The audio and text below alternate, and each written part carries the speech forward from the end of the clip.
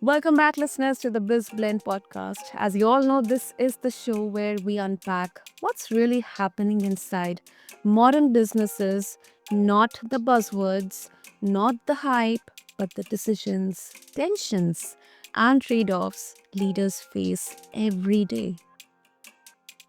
Okay, if you have ever worked in SaaS, built a product, or even just used software at work, you have felt it. Everything is moving faster. AI is everywhere. Roadmaps keep changing. Customers want more. Yesterday, teams feel stretched, and innovation feels less like a breakthrough moment and more like a constant pressure. And today's conversation is about that pressure, listeners. Not innovation as a slogan, but innovation as a practice. What actually works, what breaks down, and what product learner leaders often get wrong when they try to scale. And listeners, I am joined by Don Stoddard, a product management leader and consultant with over 20 years of experience helping SaaS companies grow smarter. Don has led global product teams at Monster.com, SumTotal, and Softscape, launching platforms used by millions and driving real gains in engagement and revenue. And today, through his firm Blueprint product, he works with SaaS and AI-driven companies to turn strategy into execution, aligning teams, customers, and outcomes. Don, welcome to BizBlend, and I'm really glad that you are here with us. Yeah, hi, Son. It's great to be here and great to cover this topic in terms of innovation and software. I've traveled a lot in globally, and one of the things I've noticed working with enterprise companies is just how similar a lot of the challenges are in organizations, and how everyone really tries to focus on solving those things. So, Absolutely, absolutely. Don, I think before we begin on exploring more about SaaS and then AI and everything, let's focus on innovation first because to be honest, it's one of the most overused words in SaaS. Like every company claims it. I think it is easily now replaced by AI, but innovation, every company claims it. Every roadmap promises. From your experience, what actually separates meaningful innovation from just shipping more features? that's a great question. I think what I've seen is having a real vision about where you want to take the technology or take the company. That sort of sets a framework that allows you to get out of the individual features. Oftentimes, organizations have hundreds and hundreds of ideas. How do you separate Mm, what's really innovative versus, uh, what is just an additional feature? Really is thinking through the vision of where you wanna go and how that adds value for the people you're trying to serve. And so, what I've seen is if you can do research to really understand your customer, really refine that vision, that makes the innovation and the choices around innovation, because it really is comes down to a choice of how do you, put your focus, um, is so critical. makes sense. Makes sense. And when as you mentioned about the word focus, like when teams hear it, they often worry. It means like saying no to good ideas, like just um fixating on or just stressing on one particular idea in there or challenge. How do you help product teams decide what not to build without killing morale or creativity? And that can happen. I mean, I've seen it in organizations where you do get hyper focused in one area at the exclusion of other things. What I work with teams and organizations on is the idea that it's sort of a continuous planning, continuous ideas. You just want to continually test your ideas and continue to bring ideas in. Mhm. Many times teams, as you said, will are going down a certain focus and a strategy, and when new ideas come in, they sort of discount those or put them off. I think having a process in which you can intake and review ideas on a regular, say, monthly basis to look at what are good ideas that are coming up. I think there's also areas in which you can spin off smaller teams to develop some ideas, but it's Mm, absolutely challenging to be so hyper focused at the exclusion of other things. mm, mm. And what I'm hearing is what I realize is innovation. It is less about creativity alone and more about restraint. I mean, that is uncomfortable, especially in SaaS cultures, um, mostly rewarding speed and visibility. And I believe it also suggests that leadership maturity, it shows up in what gets cut, not what gets announced. Absolutely. I think, um, you can end up taking on too many things or just not being clear with the teams about where you're going to focus.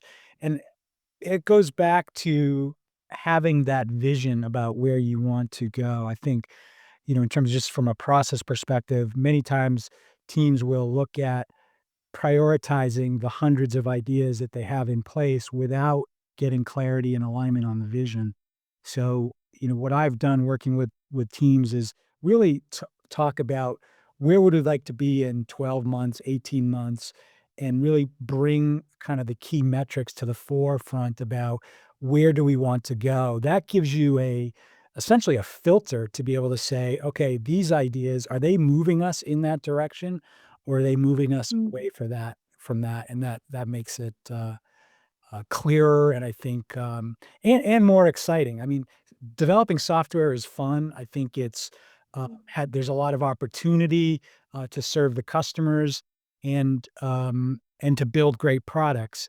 But what's not fun is when you talked about that pressure of trying to feel like you have to do everything and not having clarity and having teams really working against each other on different areas.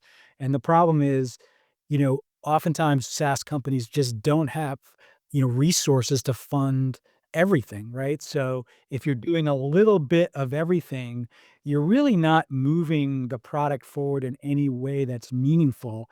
And so, um, if you think about just resources and how can I best use resources to move something that's exciting for the customer, that's going to drive sales, drive revenue, drive our goals. That's gets I think the whole organization excited. But you need a process in place around it. And as you said, you're saying yes to some things and saying no to others, um, or not now, right? It's not that you're saying no. It may be, hey, we're not doing it now, or we're going to evaluate it further. So having some nuance mm, around how you respond, and not having it be black and white, yes or no, but maybe there's some categories like not now or let's evaluate. mm, exactly, exactly. I think um like going backwards, like whether this is necessary or not. And I think that this particular approach, what I believe is also applicable in approaching AI as well, because it's everywhere right now. And once again, many SaaS companies, they feel this pressure to add AI features just to stay relevant. And so, Don, a direct question here, like in how many cases AI is genuinely improving product decisions, and in how many cases it is just noise? Yeah, I think AI is, if used correctly, can add a lot of value to product teams and users as well. Um, what isn't helpful is if you kinda take the approach of trying to focus on AI before you have sort of the clear product goals and the clear strategy. I think, evaluating AI in the context of how can I support what customers are trying to do? How can I support goals? How can I even support the product teams? I mean, AI is great at synthesizing information. It's proven to be effective at smaller tasks. I think when you start to make the task too big, sometimes AI loses focus, um, and also that's cost around it. So I think from what I've seen, if you can make the task small enough and you can make it well defined enough, and it's within the context of your business goals, I think it's pretty powerful. One other thing I've seen people use it, is sort of an advisor, right? If you can give Yeah. AI the information about your products, your services, data about, from the user, have some very narrow use cases, and allow AI to give advice and context, that's a great starting point. Absolutely, absolutely. Someone like a subject matter expert or a mentor or a consultant, who knows exactly. Like once again, I think this directly, uh, you know, proves that it's not just AI, but it's a blend of AI and human intelligence as well. Human intelligence, human decisions, and the real on ground situations, customer facing, front facing situations, that can actually, this combination can actually help in understanding, it may look small, at a bigger scale, but then these problems or these challenges, they can help in bringing much more clarity on a product level as well and at a team level as well. Yeah, I think, you need to evaluate the risk, and so the AI human combination it lowers risk because you're not fully automating everything. I think eventually we will get there. You'll see more automation, and you do see some of those use cases. Having AI support the human decision and make it faster is where a lot of companies are making kind of their first steps. Agreed, agreed. Don, can you share any case study, where um maybe, we can like kind of see like how a company has specifically used AI thoughtfully, supporting decisions, customer value, and just kind of avoiding the AI theater. Like any case study if you can give for our listeners. Yeah, I think, there's a few great, examples out there. One being, I think in terms of just a more advanced use of AI is if you look at, the application around, Duolingo and, what they're doing Mhm. in terms of helping people learn a specific language. And I think anybody who's tried to learn a language, it is challenging, and it's also hard to figure out exactly where you are, to challenge you, to give you the right Mhm. examples, but not make it too hard so that you don't know.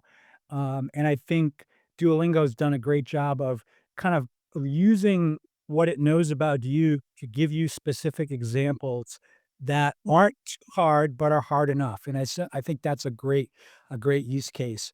There's also, if you go to, cargurus.com, they've started to Mhm. add some AI, into their product as well. And, if you go to Car Gurus, you're really searching for, a used car, essentially a traditional search. But they essentially put an adjacent search next to it, which is really like, chatting with the search capability to be able to say, "Hey, this is the type of car I want," and then it comes back. So instead of using the search filters, which we're all used to doing, you're basically just describing the car you'd like, and then you're having a conversation about the car, and then it's coming back. The nice thing about that use case is, in the case of car gurus, they're not replacing the filtering, so it's lower risk. This is an additional capability for users to be able to interact with. And the AI is able to ask additional questions, right? So it is sort of a choice, and I think that sort of AI advisor is an interesting capability. I've also built something on my website, blueprintproduct.com, which is an insights tool. If you look at LinkedIn and you look at all the information that's pouring out about AI and, product management, it's hard to distill in a given month what are the trends that are really solid and what's the information. There's just so much coming along. And so what I built is a AI tool that essentially goes out and looks at 20 different blogs on analyzes them into trends. And so what you get on a weekly basis on the insights tab is 3 trends that are sort of relevant and current, and kind of just distills down, and it does some deeper analysis in terms of giving you some reference information as well. So those are 3 examples, Sana, that I would point to that I think are interesting and kind of shows the progression of AI.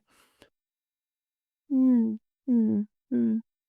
Yeah, I think some really good examples out there, and that's quite an interesting feature in there. And do you think that you know because now we are coming to alignment here, like because you have worked with large global product teams, um, alignment is something leaders they are talking about it constantly, but uh, you know it often breaks down in practice. So my question to you is, Don, like where do you see alignment fail most often in scaling SaaS organizations?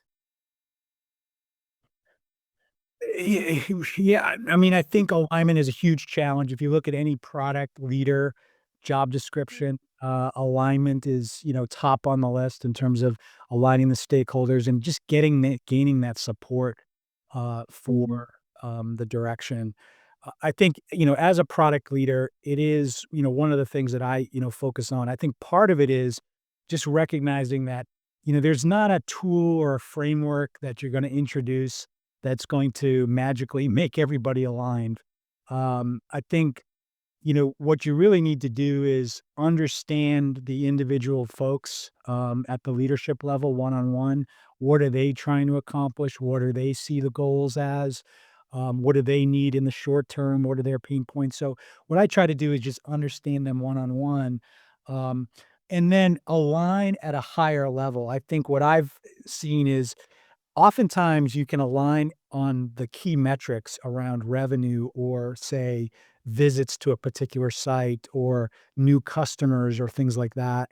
And so those types of areas are great ways to get quick alignment, and then broaden that out and then really show your rationale of how you're going from that to product investments. And so when it comes to the product investments, that's where oftentimes you might have some conflict or alignment. But I think if you can start at the higher level and then bring understanding what people need into the details, that really helps. Where I've seen it really doesn't work is if you just, kind of publish something and expect everybody to get aligned around it.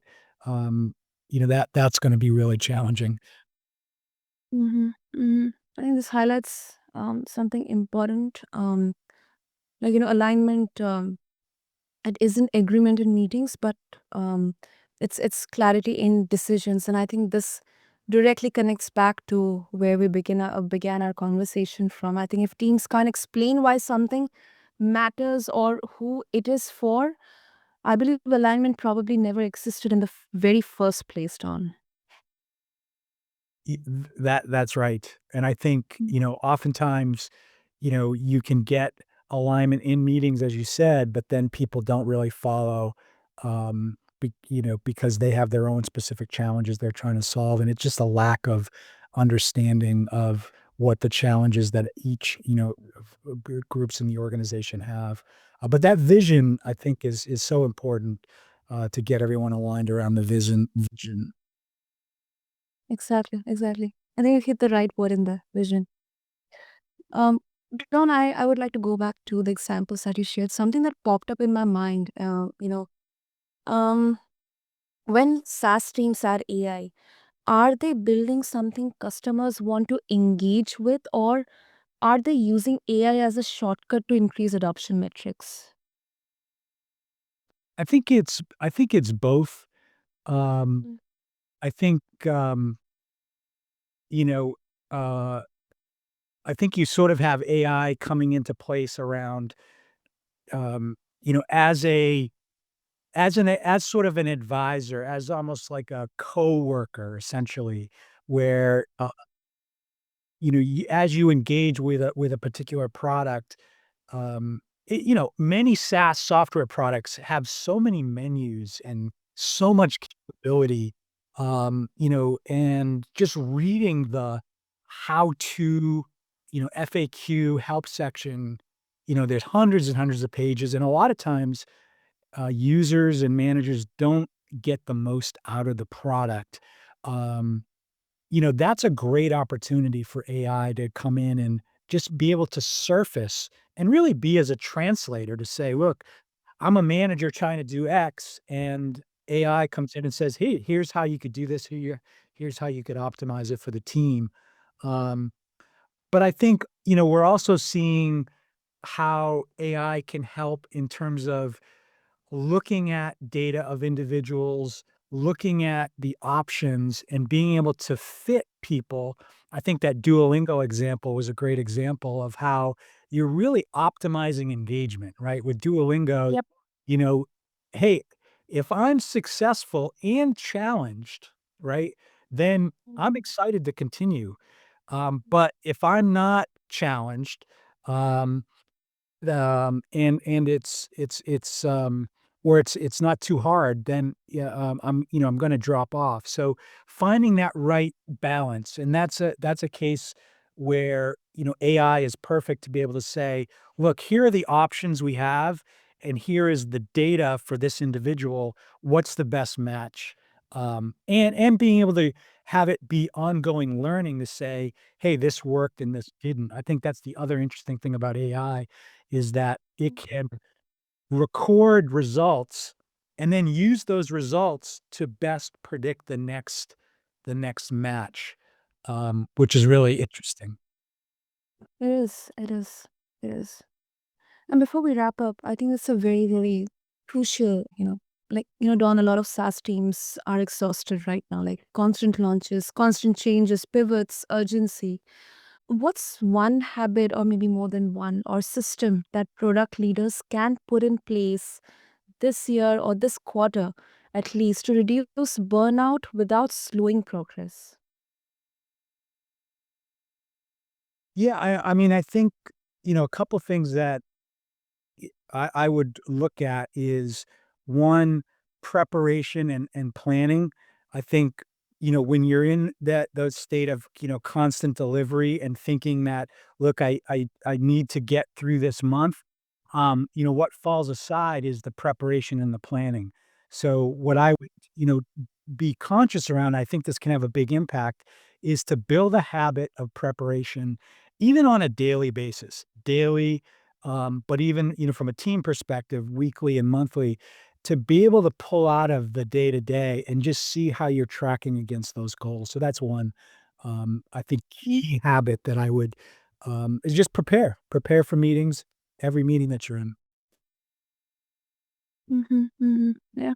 And I think this also reframes innovation as something that should feel steady, not frantic.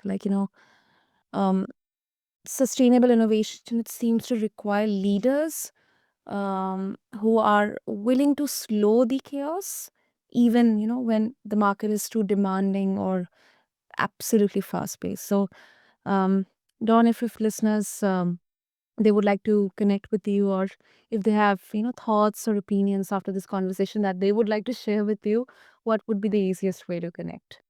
Yeah, I think on LinkedIn, you can reach me on, my profile, Don Stoddard.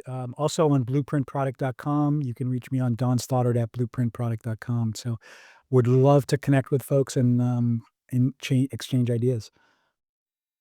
Brilliant, brilliant. Listeners, there you go. I'll have all the details and the links to connect with Don, and just refer to them in the show notes along with this episode on your favorite podcast platform. And first of all, Don, thank you so much for this honest conversation. I really appreciate that you didn't lean into easy answers. So thank you. Yeah, thanks, And listeners, what stands out to me is this idea that real SaaS innovation is quieter than we expect. It's less about chasing trends and more about clarity, less about adding features and more about making decisions, less about speed and more about focus. So, for listeners who are building or leading products right now, the takeaway is simple. It's not easy, that innovation isn't something you announce, it is something you practice daily. And thank you for tuning this to this podcast. If this episode sparked a new way of thinking of SaaS within you, or product leadership, or AI, make sure to subscribe, share it with your team, and keep the conversation going. This is Sana, and you have been listening to BizBlend. Thank you.